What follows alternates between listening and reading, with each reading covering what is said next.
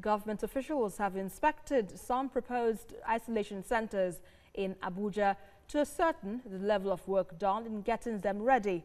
Some are expected to serve as holding bays if there is an increase in the spread of the pandemic. Correspondent Helen Osamide-Akins reports. Coronavirus are growing by the day. It has both government and the private sector worried and has led to scramble to make available facilities that can be converted to isolation centers. This is to ensure that the country is not stranded should the pandemic get any worse.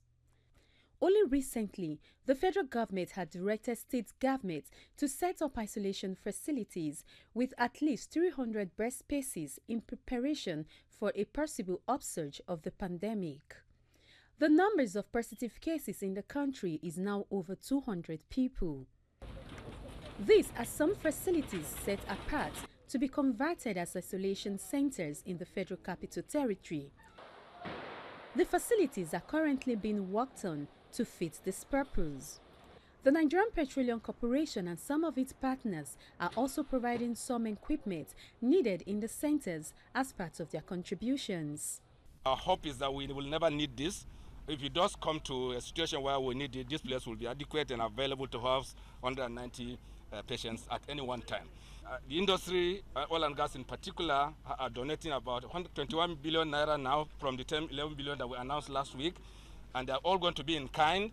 The companies are going to use their own procurement processes to bring this on the table. The oil industry, under the leadership of NNPC, has come together to contribute their quota to the solution of the problem of COVID-19. Inspecting the level of work done so far in the facilities, the Secretary to the Government of the Federation says it is better to be prepared than to never prepare. Evidence, empirical, have shown that even systems and jurisdictions that have got established medical facilities, coronavirus pandemic has overwhelmed them.